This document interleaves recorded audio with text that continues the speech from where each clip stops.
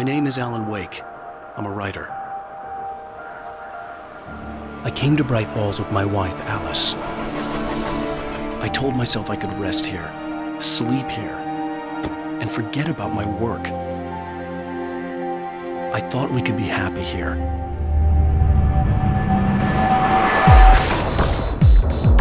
We headed down to the Century Club in London to go check some Alan Wake out. We played Alan Wake, we saw Alan Wake, we spoke Alan Wake. It was like an Alan Wake dance party. But first we sat down with the head of franchise development, Oz Hakkinen, regarding the game. What have you been showing at the event today? So, I mean, we've had a demo that I hope you've enjoyed. We showed a bit of the arrival to Bright Falls, some of the supporting cast around Wake himself. You met Barry, who's a bit of a comic relief in the midst of gloom and doom. Yeah, if you like. You met the sheriff of Bright Falls, Sarah Breaker, and then we took you into a bit of gameplay that was much later on in the game, in the demo that we showed you. And again, very Alan Wake style, we ended on a cliffhanger. Oh, damn, literally, near enough. Yeah, exactly. Now, for Alan Wake fans, there's millions of them, I imagine. Now, for you guys, you've had it in development for quite a while. Was there moments at like E3 when it's just like you could even hear the fans shouting, "Can we see some Alan Wake?" And you guys were literally sitting in the office saying, "No, we can't show you because we'd upset you," or was it just not ready to show to the audience?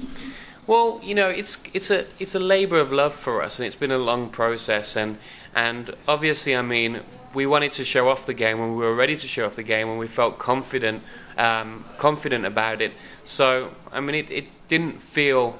We knew that this was a huge undertaking, and we knew it was going to take us a long time, and it didn't feel right to just constantly keep teasing our audience, and just by showing a little bit more and a little bit more. Yeah, exactly, yeah. Rather, we came out last year in May at E3 with a big bang, and we thought, you know, now we are close to getting this baby out there. So we felt confident in showing it out to our fans, and then a year on from there, we've got a launch date, so May 21st in Europe. Once again transformed to host the annual Beer Fest. Some traditions apparently die Alan, we're here. Can you believe this place? This would make a wonderful setting for a book. Wake does know how to use firearms from his previous projects. Alan Wake used to write crime novels about a New York detective. So, I mean, if you can put the pieces maybe together. But there will be certainly a progression in the game, and you know, as when the game starts, I mean, Wake's not a superhero, he's not a commando, he's just a regular guy, he's like you or me, and he has to grow into this role of an action hero, so to speak, a young Harrison Ford, if you like. And you know, there's certainly a progression to that, and it's a game, it's a video game, and an interactive entertainment. You have to keep it entertaining. Yes. Yeah, exactly. So you have to have a progression of weapons. You have to have an escalation of action there. So yes. Yes is the answer to your question. Excellent stuff. Now, it's a very story-driven game. Like you said, you've had Max Payne. Like, where's this story come from? Where did you guys find Alan Wake and his novel that he doesn't know about as well? What craziness! Well, Sam Lake, our lead writer, the writer of the Max Payne games, is the brainchild of these stories as well. Does he have a messed up life? Is that right in saying?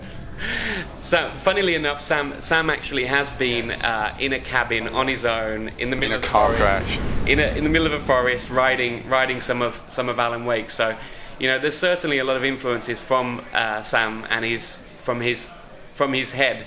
That some of those things that I don't even understand. But we do take, you know, I mean, rather than taking influences from other video games, we really try to push the envelope with storytelling. And where we do take inspiration from is other popular culture. So I mean, we look into TV series, movies, books, graphic novels. There's certainly an echo of Twin Peaks in Bright Falls.